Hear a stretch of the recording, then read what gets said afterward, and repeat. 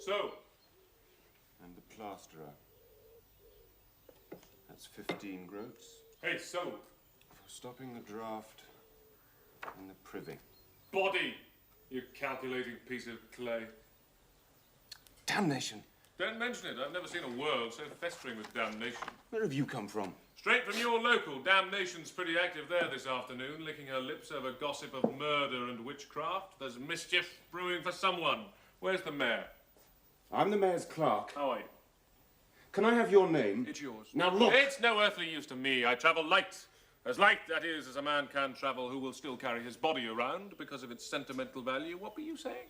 Name and business. Thomas Mendip. I've been floundering in Flanders for the past 7 years, prizing open ribs to let men go on the indefinite leave which needs no pass. And now all roads are uncommonly flat and all hair stands on end.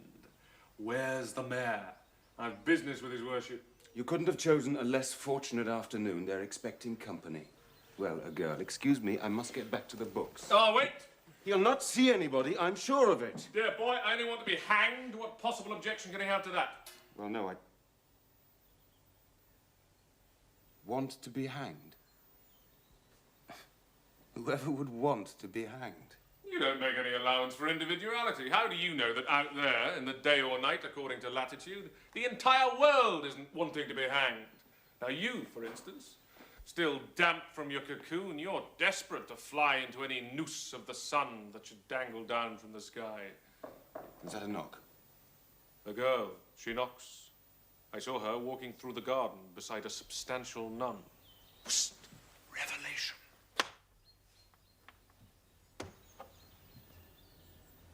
2 steps down, she said. 1, 2.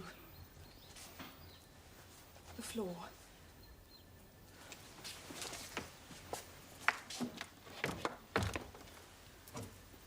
Now I begin to be altogether different. I suppose. Oh, God. God, I can see such trouble. For pity's sake. Sweet, pretty news. Nice news. Will you step in? They told me no one was here. It would be me they meant. Oh, would it be? Coming in from the light, I've an April blindness. You're hidden in a cloud of crimson Catherine wheels. It doesn't really matter. Sit in the shadow. There are plenty to choose from. Oh. There are 3 of us. He's waiting.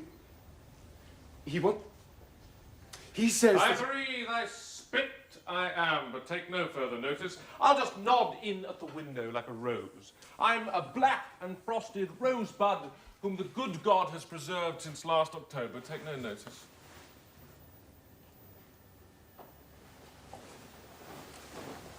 Men to me are a world to themselves. Do you think so? I'm going to be married to one of them, almost at once. I have met him already. Humphrey. Are you his brother? No. All I can claim as my flesh and blood is what I stand up in. I wasn't born, I was come across. No father or mother? Not noticeably. You mustn't let it make you conceited. Pride is one of the deadly sins. And it's better to go for the lively ones. Which ones do you mean? Pay no heed, I was nodding in. I am quite usual, with 5 elder sisters. My father thought he would never be able to find enough husbands for 6 of us, and so he decided to simplify matters and let me marry God. He gave me to a convent. Who are you? Richard, the mayor's copying clerk. The mayor is Humphrey's uncle. Humphrey's mother is the mayor's sister. And then again there's Nicholas, Humphrey's brother. Is he sensible? He knows his way about. Ooh, enviable Nick. He's nodding in. I'll tell you a strange thing. Humphrey Devise came to the convent to see me, bringing me a present of barley sugar and a cross of seed pearls. Next day, Nicholas came with a little cold pie to say he had a message from Humphrey. But then he sat and stared and said nothing till he got up to go. I asked him for the message, but by then it had gone out of his head. Quite gone, you see. It was curious. Now you're not speaking either. Yes, of course. Of course it was curious. Men are strange. It's almost unexpected to find they speak English. Do you think so too? Things happen to them. Where are you, Alison? Alison! What do you think? I've won you from him. I've destroyed my brother. It's me you're going to marry. What do you think of that? No, Nicholas, that's untrue. I have to be the wife of Humphrey. Heaven says no. Heaven says Alison for Nicholas, Nicholas for Alison. You must come to know me. Not so much now, because now I'm excited, but I have at least 3 virtues. I apologise for boasting, but when you come to know my qualities, I can drop back into a quite brilliant humility. God have mercy upon me. Oh, you have such little hands. I knew I should love you. Let's go. Where are you taking Alison, Nicholas? Out into the air, Mother. Unnecessary. She's in the air already. This room is full of it. Put her down, Nicholas. You look as if you'd come straight out of a wheelbarrow, and not even straight out. I have to tell you, I have just been reborn. Oh, Nicholas, you always think you can do things better than your mother. You can be sure you were born quite adequately on the first occasion. There is someone here I don't know. Who is it, Alison? Did he come with you? Oh, no. A rosebud, he says. He budded in October. He's not speaking the truth. Oh, more rain. This is properly April. And you're eager to see your handsome Humphrey. Nicholas will fetch him. They're inseparable, really twin natures, utterly brothers, like the 2 ends of the same thought. Nicholas, dear, call Humphrey. Can't. Killed him. Fetch Humphrey, Nicholas, dear. I've killed him, dearest Mother. Well, never mind. Call Humphrey, dear. Is that the other end of this happy thought, there prone in the flower bed? Yes, it's Humphrey lying in the rain. One day I shall burst my bud of calm and blossom into hysteria. Tell him to get up. What on earth is he doing lying in the rain? All flesh is grass. Have you really killed Humphrey? We fought for possession of Alison Elliot. What would be more natural? What he loves, I love. And what a fight it was, what a fight. Are you standing there letting your brother be rained on? Haven't you any love for him? Yes, Mother, but wet as well as dry. Can Richard carry him single-handed? Why can't he use both hands?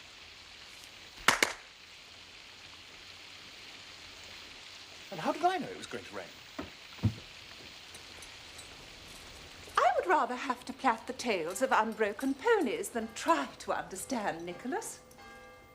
Oh, bell-ringing practice. How their ding-dong rocks me till I feel like the belfry. Dear God, a cuckoo as well. By God, a cuckoo. Grief and God, a canting cuckoo. That laugh with no smile. I don't know why you're waiting or who brought you or whether I could even begin to like you, but I know it would be agreeable if you left us. There's enough going on already. There is certainly enough going on. You understand those bells perfectly. I understand them too. What is it that out there in the mellow street the soft rain is raining on? Is it only on the little sour grass, madam? Out in the street? What could it be? It could be, and it is, a witch hunt. Oh, dear. Another? Your innocence is on at such a rakish angle, it gives you quite an air of iniquity. Hadn't you better answer that bell? Be disturbed, madam, to the extent of a tut, and I will thank God for civilization. This is my last throw, my last poor gamble on the human heart. At the moment, as you know, I am trying hard to be patient with my sons. You really mustn't expect me to be Christian in 2 directions at once. What, after all, is a halo? It's only one more thing to keep clean. When shall I see the mayor? I've had enough of this horror beating in the belfry! Where's the mayor? Here's Humphrey. Where would you like him? Humphrey, why do you have to be carried? My dear mother, I didn't knock myself down. Why should I pick myself up? Daffodils, for my future wife. Swindling half-cock alderman. Do I have to kill you a second time? I proved my right to have her. Nothing of the sort. Officially, Alison is mine. What is official is incontestable. Where in thunder is the mayor? Are you deaf to the baying of those human bloodhounds out in the street? I want to be hanged. Alison, who's going to marry you? Can you tell us, Alison? I am not used to things happening rapidly. The nuns, you see, were very quiet, especially in the afternoon. They say I shall marry Humphrey. Certainly so. Nicholas, go and get clean. She never shall. Oh, now here comes your uncle. Oh, do go and sweeten yourself. Is this the man I longed for? Pest, who's stolen my handkerchief? Use this one, Hepton. Go and get under the pump. Oh, noses, noses. Mr. Mayor, it's a joy to see you. You're about to become my gateway to eternal rest. Dear sir, I haven't yet been notified of your existence. As far as I'm concerned, you don't exist. Therefore, you're not entitled to any rest at all, eternal or temporary. And I'd be obliged if you'd sit down. This is Alison Elliot, Humphrey's bride-to-be. I have come to be hanged, do you hear? Have you filled in the necessary forms? This is the young lady, eh? Very nice, very charming. And a very pretty dress. Splendid material. Flood in a yard, if a groat. I'm really sorry you had to come on such a troubled evening as this promises to be. The bells, you know. Richard, my boy, what is it this importunate fellow wants? He says he wants to be hanged, sir.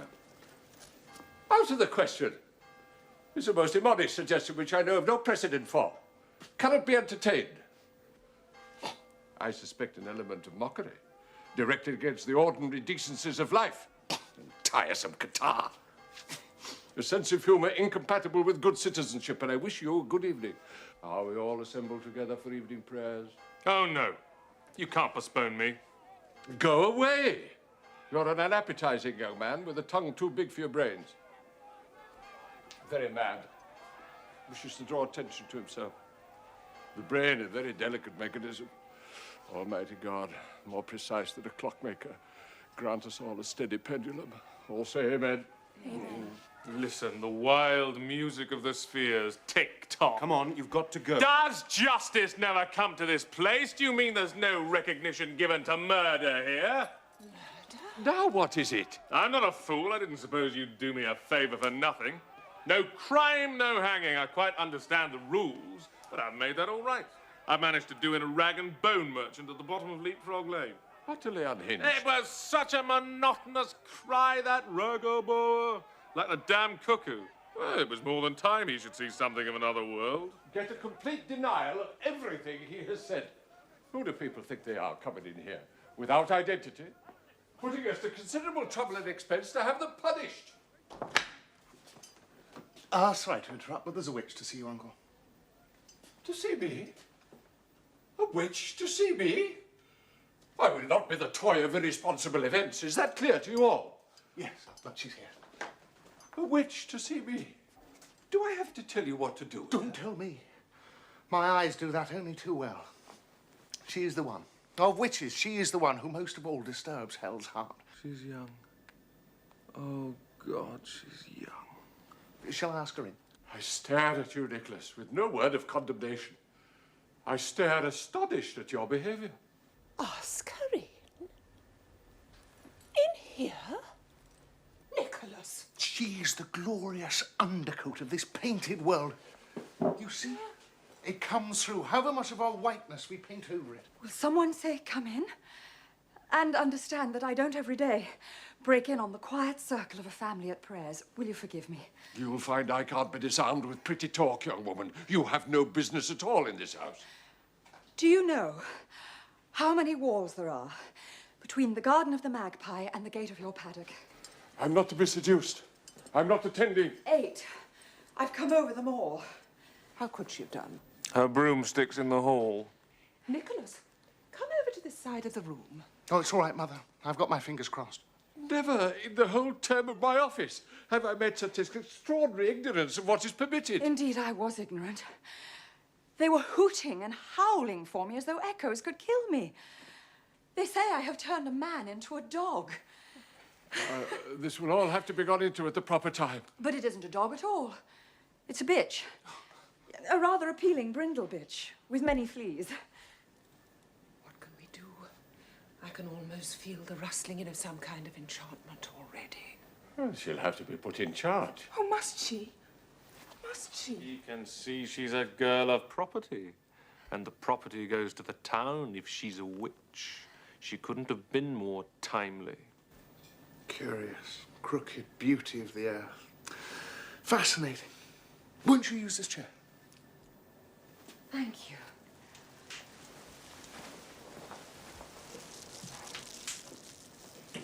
Oh, this is the reasonable world again.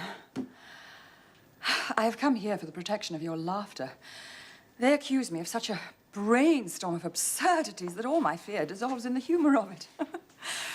If I could perform what they say I can perform, I should have got safely away from here as fast as you bat your eyelid. Everything you say will be taken down in evidence against you. Am I making myself clear? They tell one tale that once, when the moon was gibbous and in a high-dazed state of nimbus love, I shook a jonquil's dew onto a pearl and let a cricket chirp 3 times, thinking of pale Peter. And there Titania was, vexed by a cloud of pollen, using the sting of a bee to clean her nails, and singing as drearily as a gnat. Why, try to keep clean. That's enough. Terrible frivolity. Terrible blasphemy. Awful unorthodoxy. I don't understand anything that's being said. Fetch a constable. The woman's tongue clearly knows the flavour of spiritu maligno. The man must be drummed out of town. Oh, must he be? Are you certain, sir? The constable? The lady was laughing. She laughed at the very idea of being a witch, sir. Well, just so, just so. Giving us a rigmarole for dreams, probably dreams, but intentionally recollected, intentionally consented to, intentionally delighted in, and so as dangerous as the act. Fetch a constable! Can you be serious? I am Jennet Jourdemain, and I believe in the human mind. Why play with me and make me afraid of you, as you did for a moment, I confess it. You can't believe what, in their innocence, those old, credulous children in the street imagine of me. Innocence, dear girl, before the world was, innocence was beaten by a lion all round the town and liked it. This will all have to be got into at the proper time. Disturbing the peace in every way. Have to arrest you. No! You fog-blathering, chap-flapping, turgidical, base old man, what about my murder? Here I am, the true phenomenon of acknowledged guilt, steaming in the blood of the rag and bone man. Crime transparent, what the hell are we waiting for? Will you attend to me? Will you be silent? Are you doing this to save me? You flatter my powers, my sweet, you're too much a woman. But if you wish, you may go down to the dinner of damnation on my arm. I dine elsewhere. Wouldn't this happen now?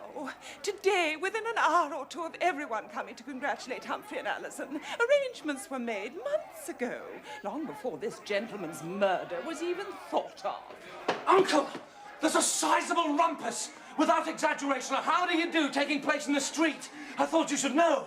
Rumpus? Perhaps rumpus isn't the word, a minor kind of bloody revolution. It's this damned rascal, this half-pay, half-wit. I should say he's certifiable. It seems he's been spreading all round the town some tale about murdering old Skips, the rag and bone man. Old Skips, what a surplus of bones you'll have where you've gone to now. Old Skips? But he's the man that Will they you say... both be silent? I won't have every Tom, Dick and Harry laying information against himself before he's got written authority from me. They say he's the devil. I can imagine who started that story. They also have the idea he's got a girl in his toils, a witch called... Jennet. I am she. God, I'm being played with. I'm sure of it. Something tells me there is irresponsibility somewhere. Where is the constable? Why isn't he standing before me? I'm late for prayers, I know. I know you think me a broken reed. And my instrument too, my better half. You lacked it, I'm afraid. But life has such diversity. I sometimes remarkably lose eternity in the passing moment. Just now, in the streets, there's a certain boisterous interest in a spiritual matter. They say... I know what they say. Ah, yes, you know. Sin, as well as God, moves in the most mysterious way. It's hard to imagine why the poor girl should turn Skips into a dog. Skips? Skips into a dog? But Skips trundles in another place, calling his ragga boa in gutters without end. And I should know since I sent him there. Well, they say one thing and another thing, and both at once. Well, I don't know. It will all have to be got into at the proper time. But this is a contradiction. Isn't that life all over? And is this the young assassin? If he is the doer of the damage, can it be she also? My flock are employing fisticuffs over this very question. But if he could be the devil... Good boy. Shall I set your minds at rest and give you proof? Come here.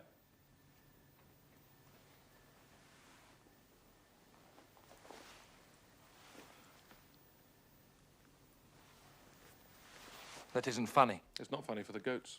I've heard it before.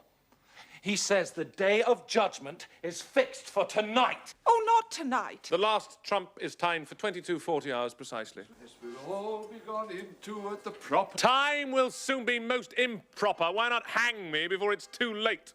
May I? Jennet Jourdemain, the daughter of a man who believed the universe was governed by certain laws, be allowed to speak? Here is such a storm of superstition. Where will you start to look for the truth? Now, am I, in fact, an enchantress bemused into collaboration with the enemy of man? Is this the enemy? This eccentric young gentleman, never seen by me before? I say I am not. He says perhaps he is. You say I am. You say he is not. And now, the eccentric young gentleman threatens us all with imminent cataclysm. If, as a living creature, I wish in all good faith to continue living, where do you suggest I should lodge my application? That is perfectly clear. You're both under arrest. Listen, please, listen to me. Let the world go, lady. It isn't worth a candle. Take her, Richard, down to the cellars. You see, he has the key to every perplexity. Kiss your illusions for me before they go.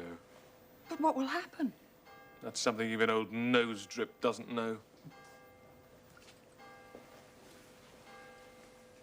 Take him away.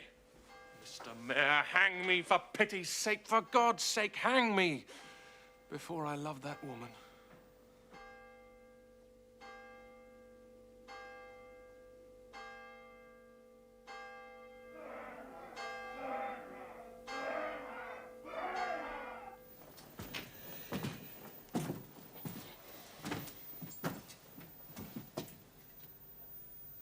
Well, it's possible.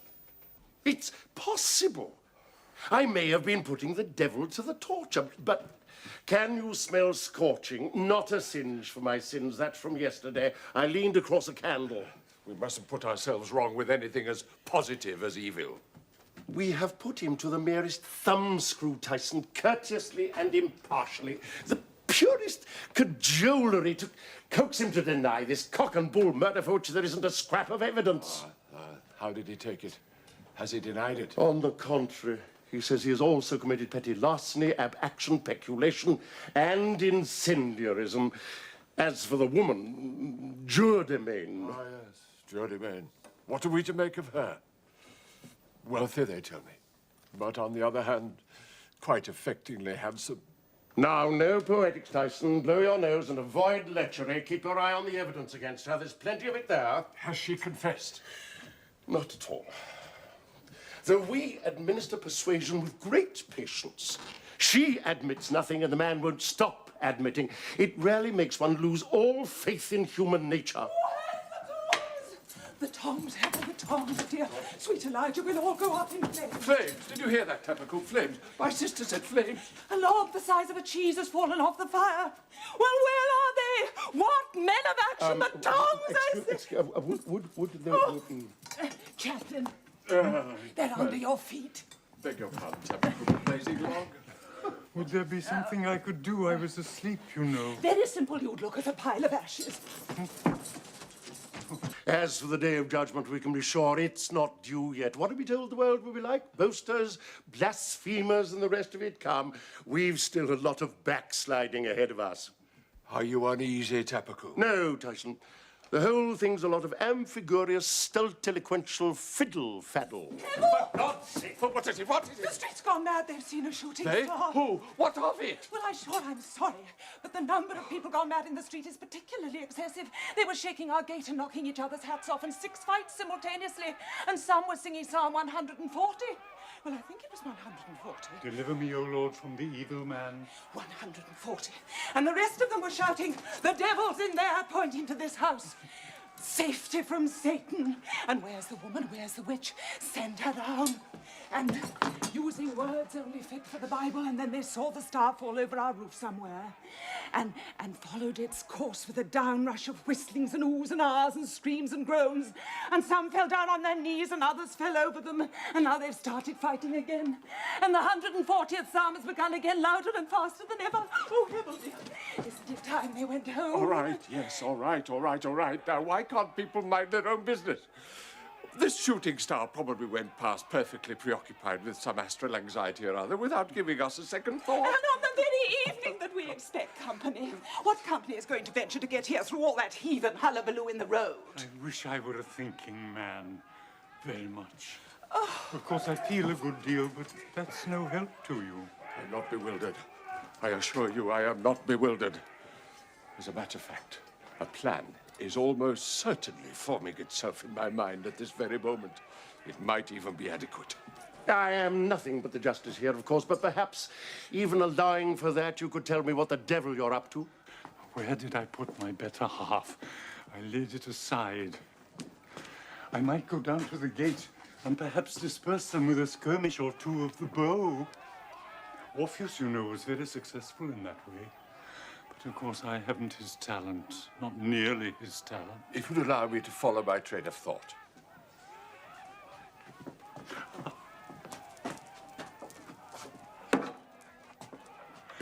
I know I'm not a practical person. Legal matters and so forth are Greek to me, except, of course, that I understand Greek. And what may seem nonsensical to men of affairs like yourselves might not seem so to me, since everything astonishes me, myself most of all.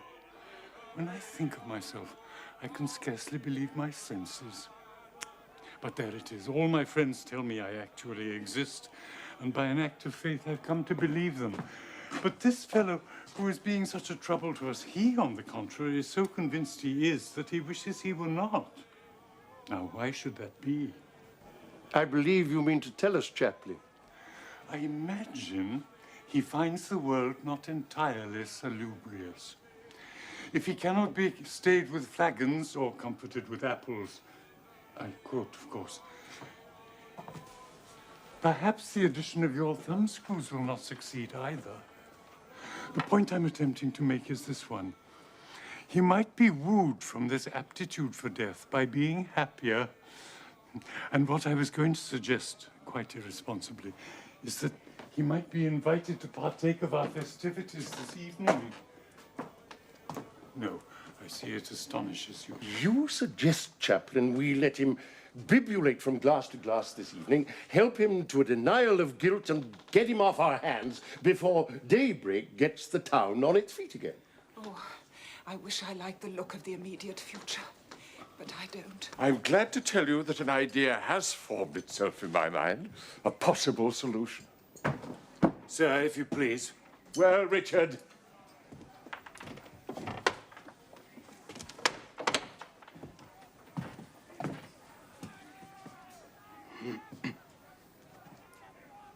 I should like to admit that I've drunk some of the wine put out for the guests. Well, that's a pretty thing, I must say. I was feeling low, abominably, about the prisoners and the row in the street that's getting out of hand, and certain inner things. And I saw the wine and I thought, well, here goes, and I drank 3 glasses full. I trust you feel better for it. I feel much worse. Those two, sir. The prisoners. What are you doing with them? Don't know why I keep calling you sir. I'm not feeling respectful. Richard, be sensible. He's a dear boy, but a green boy. I'm sure he'll apologize in a minute or two. The boy is a silly boy. He's a silly boy, and I'm going to punish him. Scrub the floor. Yes, scrub it. Scrub the floor this evening before our guests put in an appearance. Mulish tasks for a mulish fellow. And take this to whatever splendid fellow's on duty. You will return with the prisoners and tell them to remain in the room below until I send for them. Tactics, Tapaku. The idea that came to me. You will think it very good.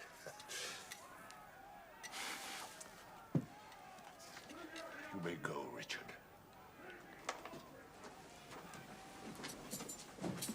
Am I to hear your plan, Tyson, or am I just to look quietly forward to old age? Ah, yes, my plan. Conclusive and humane. The two are brought together into the room below. We, that is ourselves, the chaplain and my eldest nephew, will remain here unobserved, but able to hear what they say. How does that strike you? With a dull thud, Tyson, if I may say so. Oh, I see the idea has eluded you. A hypothetical devil, Tapaku, brought into conversation with a witch. A dialogue of hell, perhaps, and conclusive. Or one or the other, by that exchange of words, will prove to be innocent. Or we shall have proof positive of guilt. Does that seem good? Good is as good results. The ears of them that hear shall hearken. The prophet Isaiah.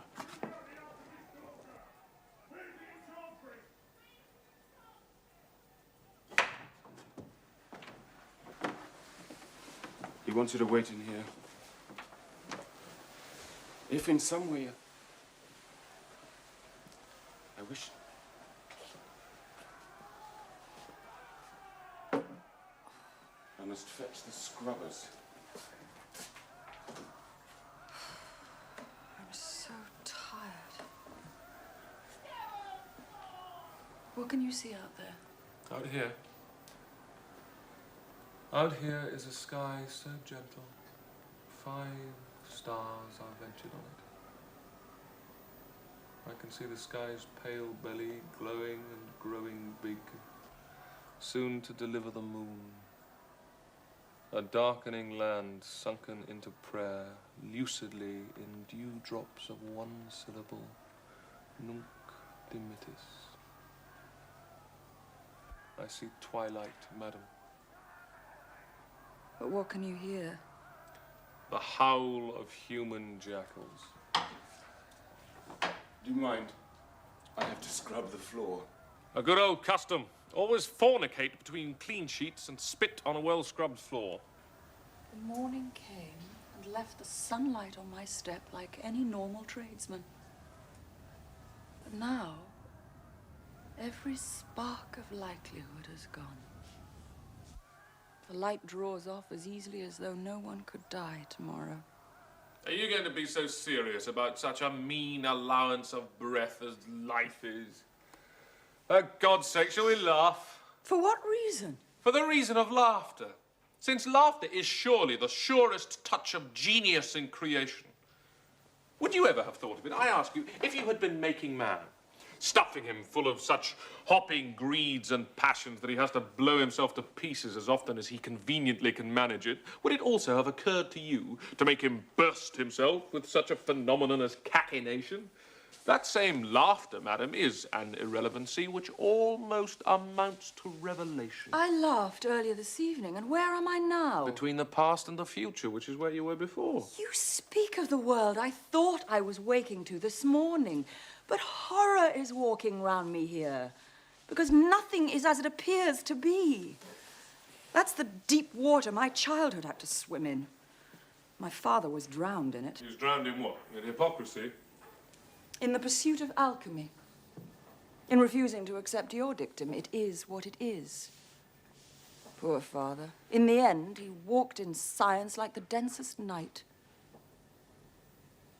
And yet he was greatly gifted.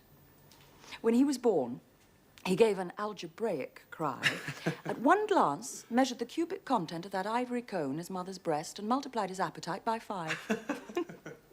Oh, my poor father. What years and powers he wasted. He thought he could change the matter of the world, from the poles to the simultaneous equator, by strange experiment and by describing numerical parabolas. To change the matter of the world. Magnificent intention. And so he died deluded. My father broke on the wheel of a dream. He was lost in a search. And so, for me, the actual, what I touch, what I see, what I know, the essential fact. In other words, the bare untruth. Horns, what a waste of effort it has been to give you creation's vast and exquisite dilemma, where altercation thrums in every granule of the Milky Way, persisting still in the dead sleep of the moon and heckling itself hoarse in that hothead the sun. We have wasted paradox and mystery on you, when all you ask us for is cause and effect. Copy of your birth certificate was all you needed to make you at peace with creation. How uneconomical the whole thing's been. This is a fine time to scold me. I was already in a poor way of perplexity, and now you leave me no escape except out on a stream of tears. Ah, none of that. Oh, hell! Beg your pardon. Well, now I'm down on my knees, I may as well stay here. In the name of all who ever were drowned at sea, don't weep. I never learnt to swim. May God keep you from being my Hellespont. What I do with my own tears is for me to decide. That's all very well. You get rid of them, but on whose defenseless head are they going to fall? Well, I had no idea you were so afraid of water. I'll put them away. Oh, Pete, I don't know which is worse, to have you crying or to have you behaving like Catherine of Aix, who never wept until after she had been beheaded, and then the accumulation of the tears of a long lifetime burst from her eyes with such force they practically winded 3 onlookers and floated the parish priest 200 yards into the entrance hall of a brothel. Poor Catherine. Not at all. It made her life, in retrospect, infinitely more tolerable. When she got to purgatory, she was laughing so much they had to give her a sedative.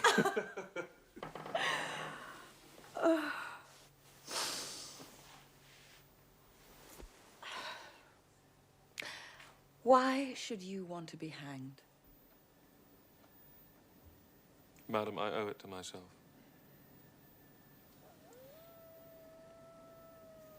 But I can leave it until the last moment. It will keep while the light still lasts. What can we see in this light? Nothing, I think, except flakes of drifting fear, the promise of oblivion. Nothing can be seen in the thistledown, but the rough-head thistle comes. Rest in that riddle. I can pass to you generations of roses in this wrinkled berry there. Now you hold in your hand a race of summer gardens. It lies under centuries of petals. What is not, you have in your palm. Rest in the riddle. Rest. Why not? This evening is a ridiculous wisp of down blowing in the air as disconsolately as dust. And you have your own damnable mystery too, which at the moment I could well do without. I know of none. I am an unhappy fact fearing death. This is a strange moment to feel my life increasing, when this moment and a little more may be for both of us the end of time. You've cast your net and landed me on your own strange beach.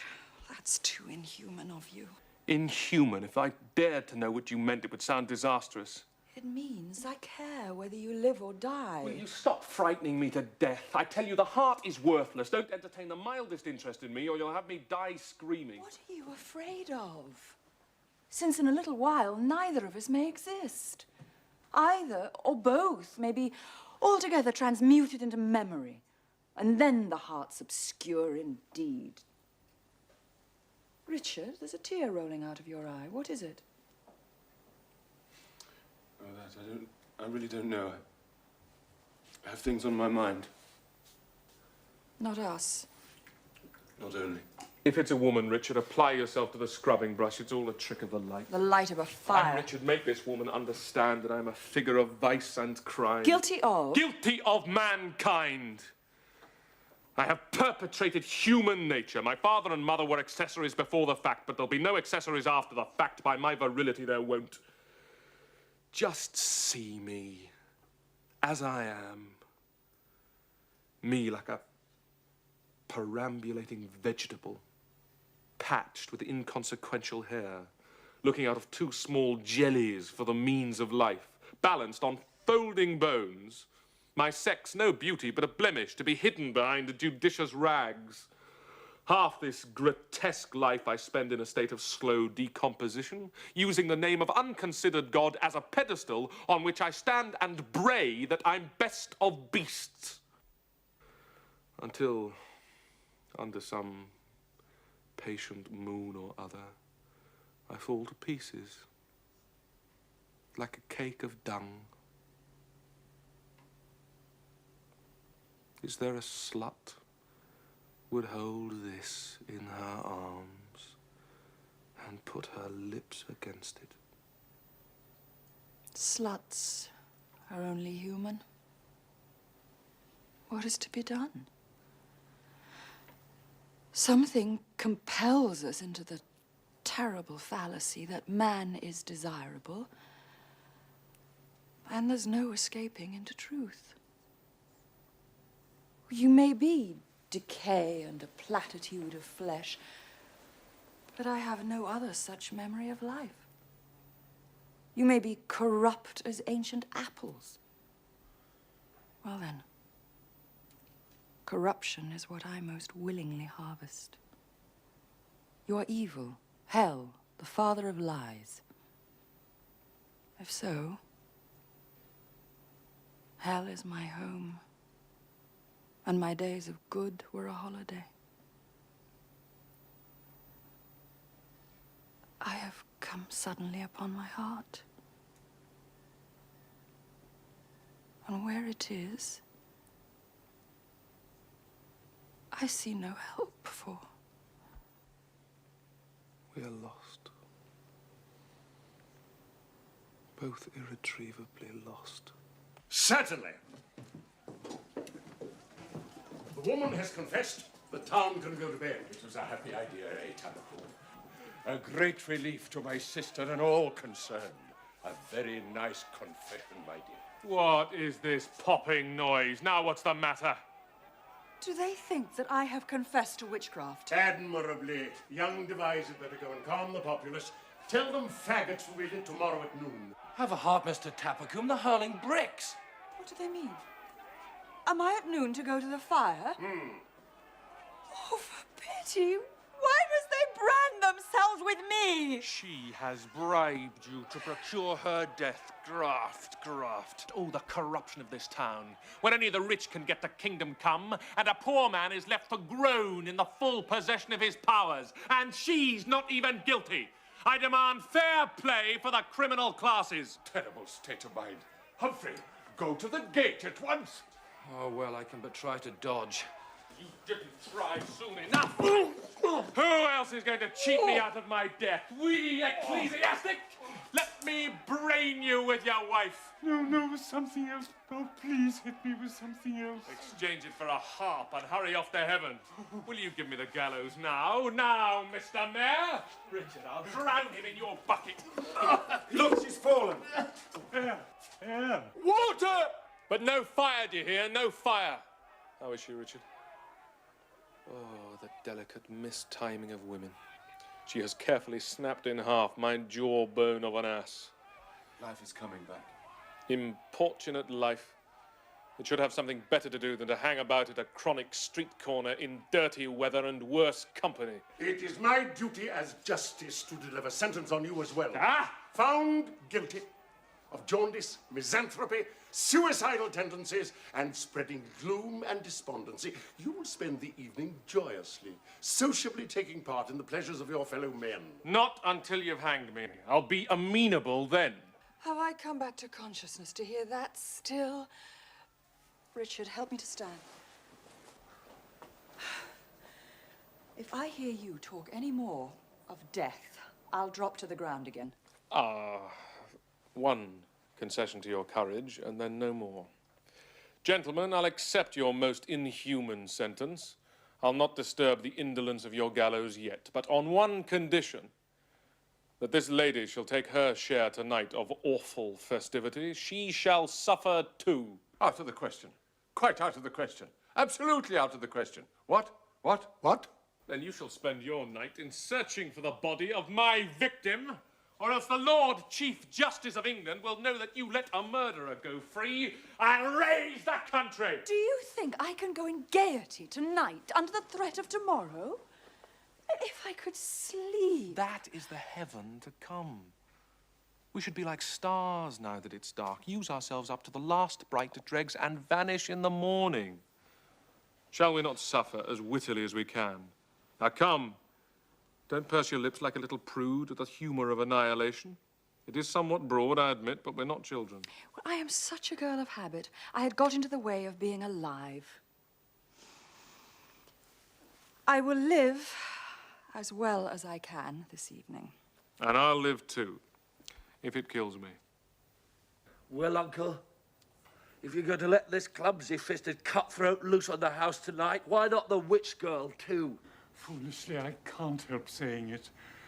I should like to see them dancing. We have reached a decision.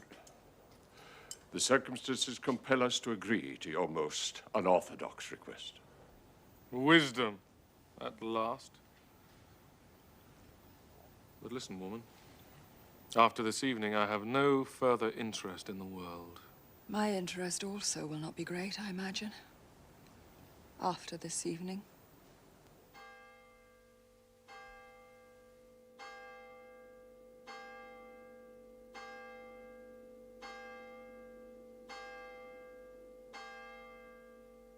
One of my first gowns, which has hung in the wardrobe 24 unencouraging years, to lend to this Jennet girl, who, in my opinion, should not be here. And I said to her flatly, the course of events is incredible. Make free with my jewel box. Where is she now? Where is she now? She is dressing, I imagine. Yes, I suppose so. I don't like to think of her.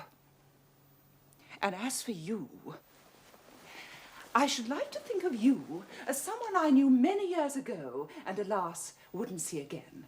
That would be charming. I beg you, Humphrey, come in. Give your brother a good example. Mother, I'm unwell. Oh, Humphrey! Well, your uncle must do what he will. I've done what I can. Her mother isn't pleased. She has never learnt to yawn, and so she hasn't the smallest comprehension of those who can.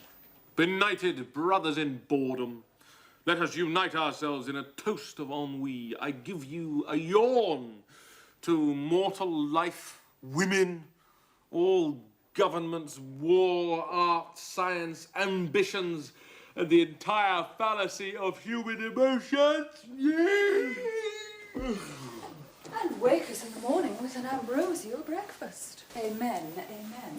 Humphrey Poppin, draw back the curtain. I have a sense of daylight. It seems we're facing east. You've come too late. Romulus, Remus, and I have just buried the world under a heavy snowfall of disinterest. There's nothing left of life but cranberry tarts, goose liver, sucking pig, cold larks, and Mrs. Cartwright. That's Rich's running mad. What about the have-not moon?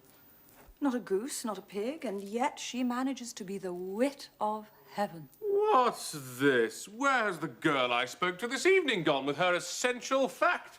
Surely she knows if she is true to herself, the moon is nothing but a circumambulating aphrodisiac, divinely subsidized to provoke the world into a rising birth rate. So no moon? No moon. Let her have the last quarter. No, no. If he says no moon, then of course there can be no moon.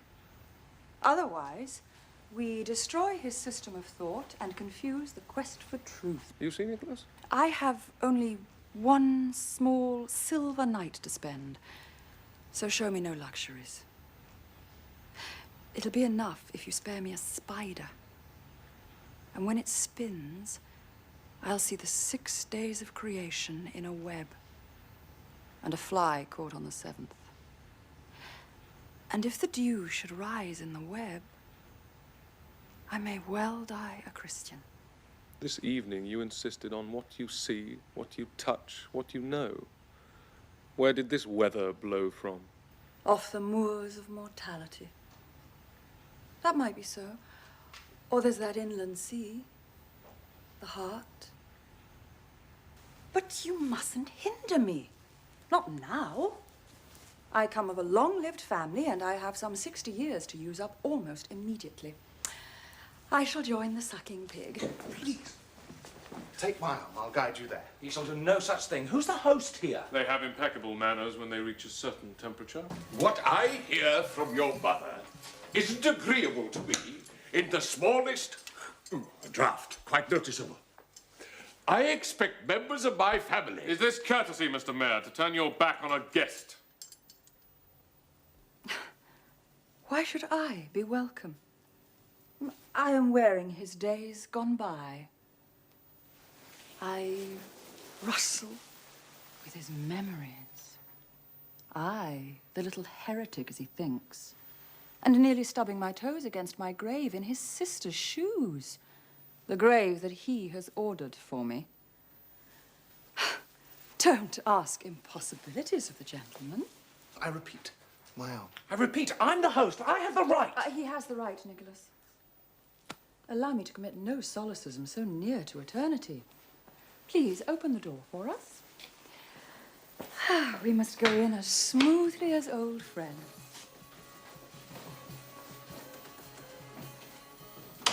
Well, does your blood run deep enough to run cold, or have you none? That's enough. Get away. Are you going to cry off the burning? Worthless creatures both.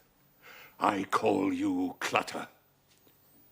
The standard soul must mercilessly be maintained. No two ways of life.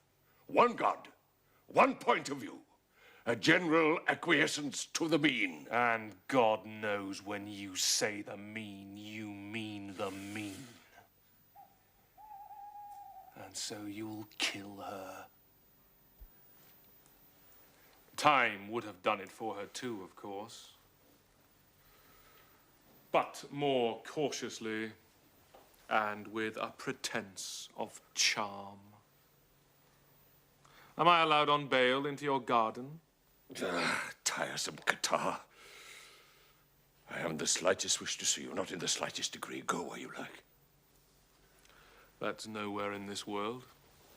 But still, maybe I can make myself useful and catch mice for an owl. Young lunatic slipping off, is he? Cheered up and gone? So much the less trouble for us. I won't stand it. I won't have it, Tapacum. I won't have such evil things looking so distinguished. We must burn her before she destroys our reason. Must be burnt. Immediately burned. Burn, Tapacum. Immediately. Are you trying to get rid of temptation, Tyson? A belated visit of the wanton flesh after all these years? You have got to be dispassionate. Calm and civilized. I am civilized. I know, for instance, that beauty is not an absolute. Beauty is... Hello. Feeling Dickie Chaplin? It would be so kind if you didn't notice me. I've upset myself. I have no right to exist, not in any form, I think. I treated her with an abomination that maketh desolate. The words The words are from Daniel. Hey, what's this? The young woman again? My patient instrument.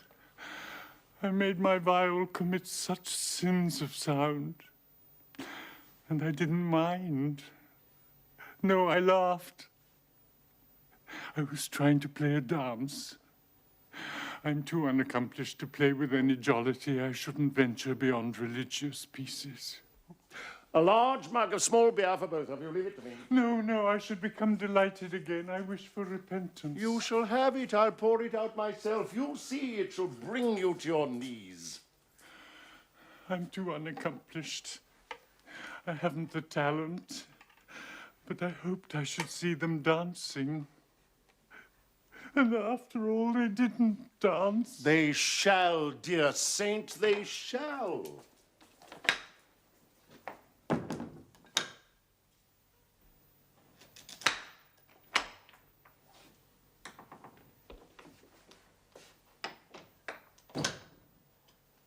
I was to tell you, Mr. Tyson. I am not to be found. I'm fully occupied elsewhere.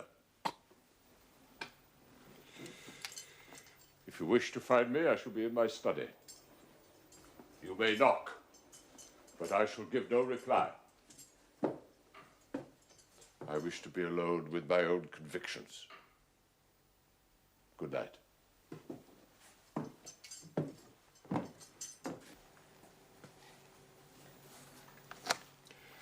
The Great Bear is looking so geometrical, one would think that something or other could be proved. You sad, Richard? Certainly. I also. I'm cast adrift on a raft of melancholy. The night wind passed me like a sail across a blind man's eye.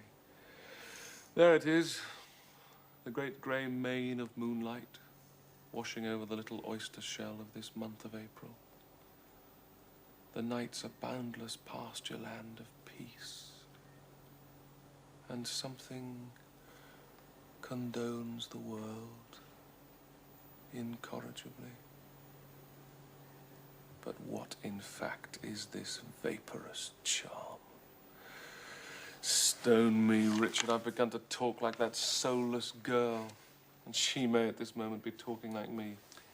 All the time I find myself praying under my breath that something will save her. You might do worse. Tides turn with a similar sort of whisper.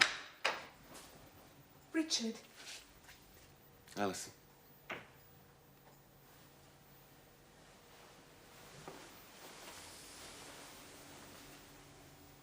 I've come to be with you. Not with me.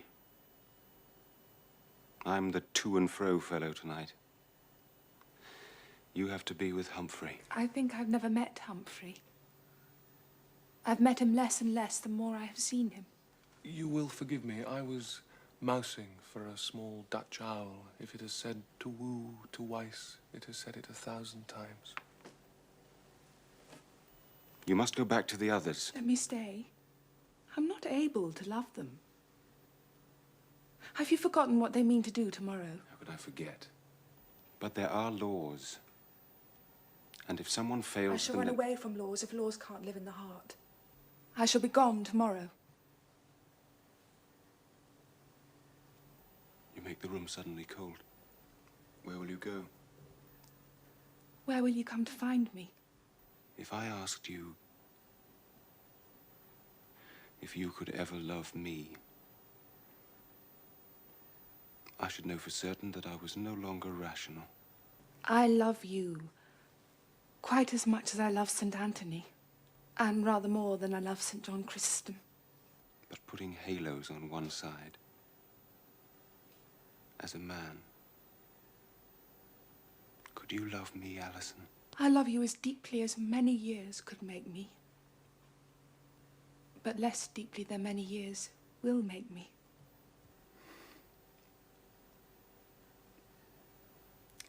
I think I may never speak steadily again. What do we do? We cleave to each other, Richard. That is what is proper for us to do. But you were promised to Humphrey, Alison. And I'm hardly more than a servant here, tied to my own apron strings. They never let us love each other. Then they will have to outwit all that ever went to create us. So they will. I believe it. Let them storm. We are lovers. In a deep and safe place. And never lonely anymore. Alison. Are you ready to forego custom and escape with me? Shall we go now, before anyone prevents us? Oh, Alison, I so love you.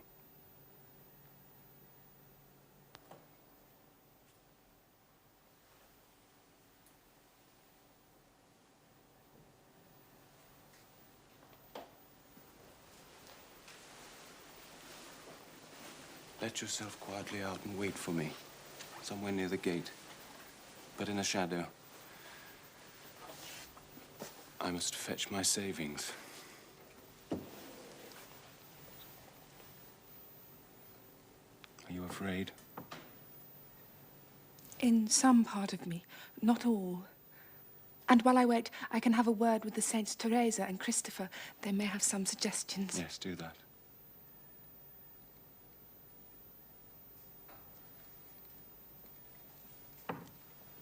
Now, like a mouse.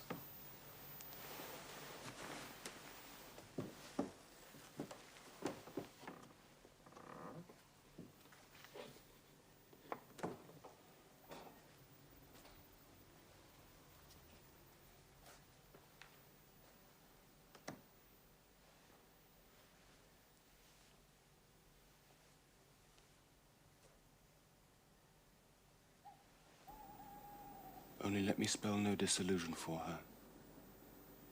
Safety, peace, and a good world. As good as she has made it.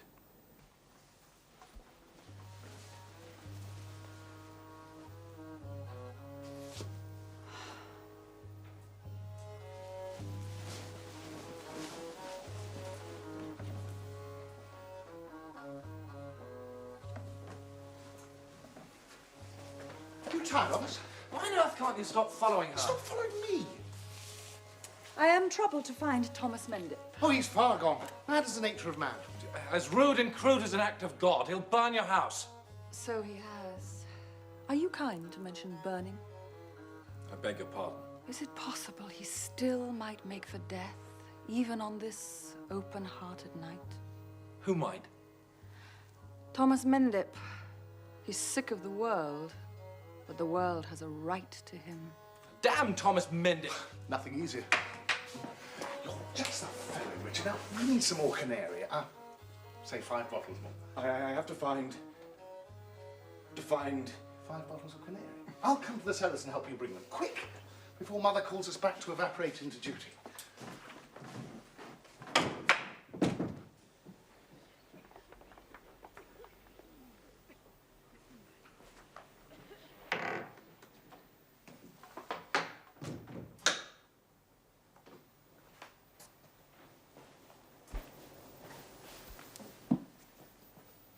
You have bewitched me, but not by brews and incantations.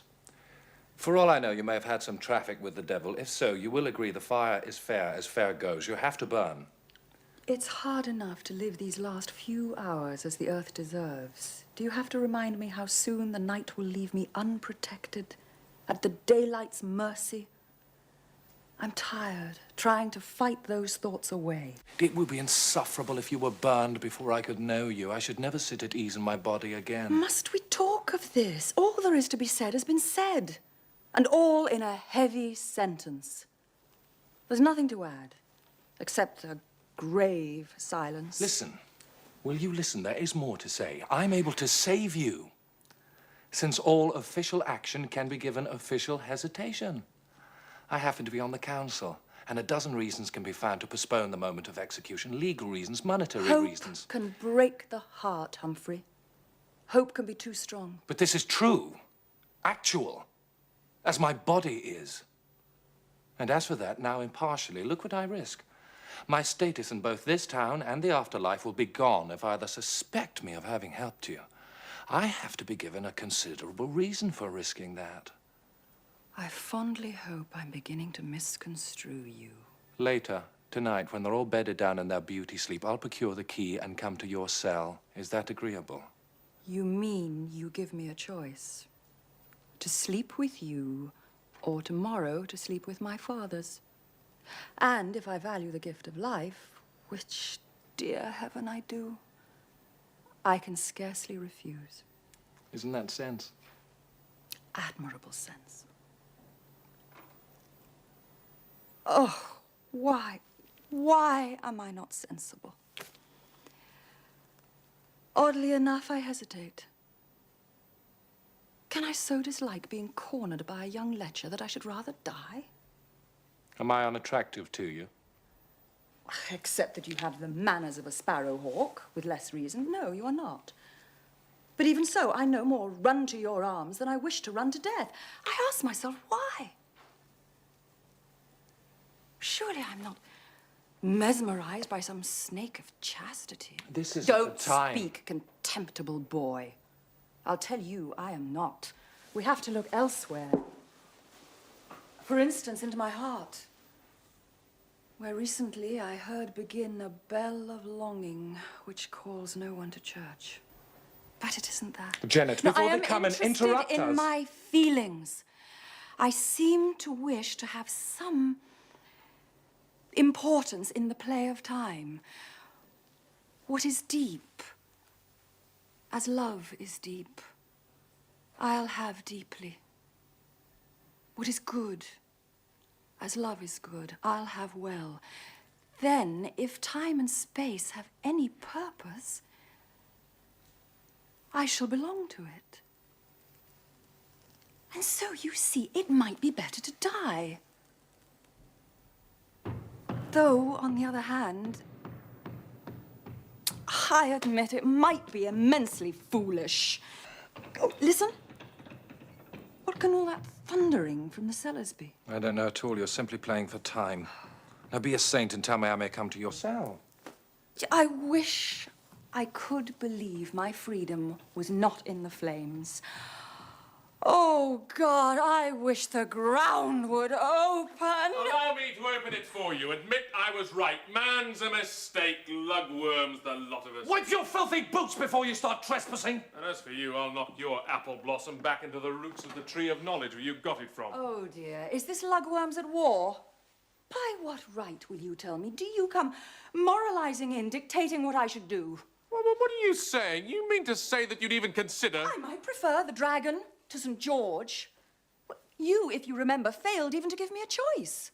You have only said, die, woman, and look as if you liked it. So, you'll agree this can hardly be said to concern you. All right. You've done your worst. You've forced me to tell you the disastrous truth. I love you.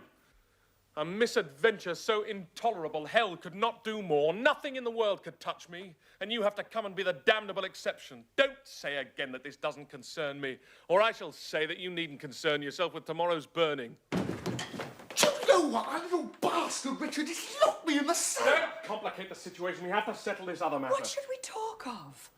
You mean to be hanged? Oh, am I to understand that your tongue-tied dust will slip a ring on the finger of my ashes and we'll both die happily ever after? Surely the other suggestion, though more conventional, has fewer flaws. But you said, like a ray of truth itself, that you'd rather burn. My heart, my mind would rather burn, but may not the casting vote be with my body? And is the body necessarily always ill-advised? Something's happened since I made the descent into those hellish cobbers. I'm adrift. What is it? Let me speak to her! Oh, you've destroyed my defences. Laborious contrivance of ours, the precious pair of you. Oh, Jennet. You should have let me go before I confessed a word of this damned word, love. I'll not reconcile myself to a dark world for the sake of 5 feet 6 of wavering light. for the sake of a woman who goes no higher than my bottom lip. I've had enough. The whole thing's become unrecognisable. Save yourself his way if you must. There will always be your moment of hesitation, which I shall chalk all over the walls of purgatory. Never mind that, loving you, I've trodden the garden threadbare, completing a way to save you. I imagine it's all over with us, Humphrey. Oh, go and drown yourself. And me with you. Have any of you seen that poor child, Alison? I think she must be lost. Can't be more lost than she was with us. I can't marry her, Mother. Could you think of something else to do with her? I think Humphrey has been improperly making a proper suggestion, Mother. He wishes to be drowned. Have you seen the little fair-haired girl? He wishes to be hanged. Have you hidden the child? She wishes to be burned rather than sleep with my brother. She should be thankful she can sleep at all. For years, I've woken up every quarter of an hour. I think none of us knows where to look for Alison. Or for anything else. But shall we, while we wait for news of her, as two dispirited women, ask this man to admit he did no murder? You think not? I know. There was a soldier, discharged and centreless, with a towering pride in his sensibility and an endearing disposition to be a hero, wanted to make an example of himself to all erring mankind. And falling in with a witch hunt, his good heart took the opportunity of providing a diversion. Oh, Thomas, it was very theatrical of you to choose the gallows. Mother, we won't listen to this girl. She's jealous because of my intimate relations with damnation. But damnation knows I love her. Will you come back? I want to talk to you. Who locked me in the cellar? Alison, where have you been? We had to come back. Back from where? We came across old Skips. We were running away. We wanted to be happy. Skips? The body of old Skips. We'd better find Tapaku. Alison, what do you mean, running away? He is rather drunk. Shall I bring him in? He'd been to see his daughter. Who will trouble to hang you now? He couldn't lie quiet among so many bones. He had to come back to fetch his barrow. What's all this I'm told? I was hoping to hang on my bough for the rest of the evening, ripe and undisturbed. What is it? Murder, not such a fabrication after all? We had to come back, you see, because nobody now will be able to burn her. Nobody now will be able to say she turned him into a dog. Come in, Mr. Skips. It looks uncommonly to me as though someone had been tampering with the evidence. Your young gentleman says come in, so I comes in. You use only the same muck off. I goes without argument. Splendid, of course. Are you the rag and bone merchant of this town, name of Matthew Skips? Who give me that name? My grandfathers and grandmothers, and all in author of it the under him. Baptised I blaming was. And I says to yous, baptised I am. And I says to yous, baptised I will be, with holy weeping and washing of teeth, and immersion upon us miserable offenders. Miserable offenders, all no offence meant. And if any of yous is not a miserable offender, as he's told to be by Almighty and merciful God, then I says to him, hands off my daughter, you bloody-minded heathen. All right, all right. I'm not quarrelling, mind. I'm not quarrelling. Peace on earth and good tall women. I'm not perfect, mind. But I'm as good a miserable offender as any man here present, ladies accepted. Yeah, no, Matt, aren't you forgetting yourself? You're dead. You've been dead for hours. Dead? Am I? I has the respect to ask you to give me corroboration of that. I seen my daughter 3 hours back, and she would have said fair unto my face, Dad, you're dead. She don't stand for no nonsense. The whole town knows it Skips, old man. You've been dead since this morning.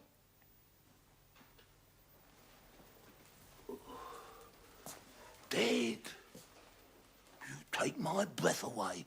Do I begin to stink then? You do. Oh, fair enough. That's corroboration. I'm among the blessed saints. He floats in the heaven of the great. Someone take him home to his hovel. Hallelujah, hallelujah, hallelujah. Keep your cellars for the cold light of morning, or we shall lock you up. Oh, hallelujah. Richard will take this old man home. Richard? Where is Richard? Where is Alison? Have they gone again? Yes, Humphrey's future wife blown clean away. Yes, that's all very well. But she mustn't think she can let herself be blown away whenever she likes. What better time than when she likes? As it was in the beginning. Ever and ever, amen. Hallelujah. Oh, take this old man to his home. Now that you've made him think he's dead, we'll never have any peace. Nor shall we when he's gone. Spread your wings, Matthew. We're going to teach you to fly. I has the respect to ask to sit down. Yous blessed saints don't realise it takes it out of you, this life everlasting. Hallelujah. Come on. Your second wind can blow where no one listens. That's more pleasant. What was the thread now which the rascal broke? Do I have to collect my thoughts any further? Yes, or I must. That poor child Alison is too young to go throwing herself under the wheels of happiness. Hebel will have to know in any case. I must tell him. Although he's locked himself in and only blows his nose when I knock. Yes, get him onto a horse. It will do him good. Oh, Hebel on a horse is a man delivered neck and crop to the will of God. But he must do it.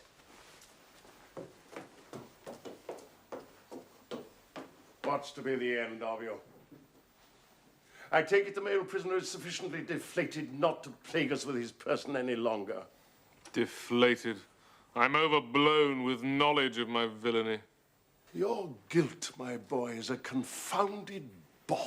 Then let it bore me to extinction.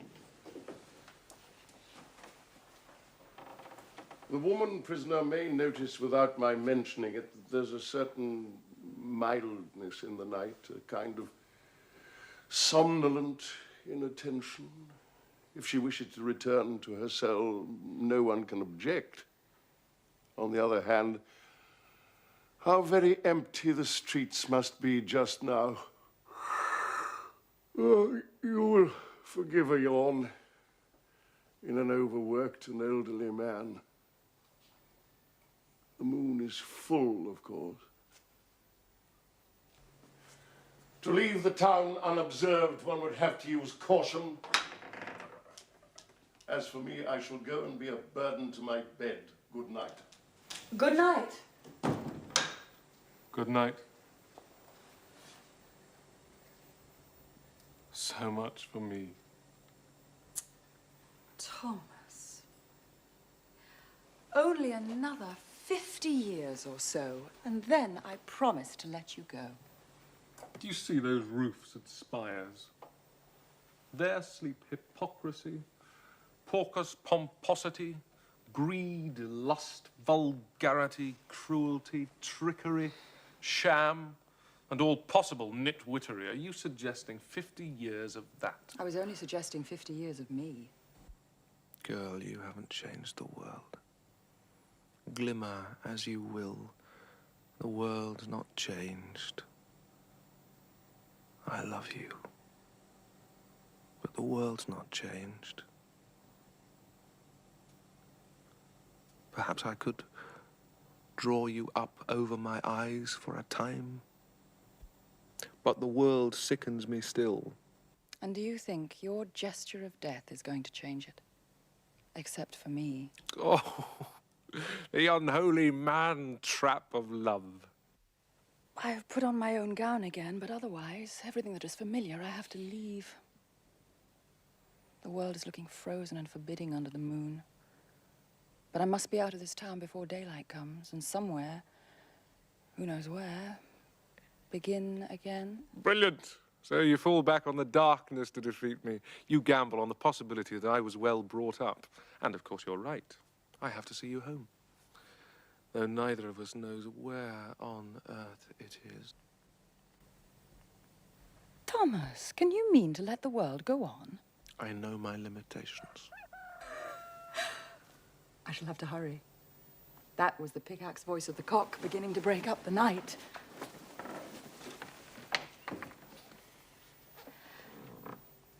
Am I an inconvenience to you? As inevitably as original sin. And I shall be loath to forego one day of you, even for the sake of my ultimate friendly death. I am friendly too. Then let me wish us both good morning. And God have mercy on our souls.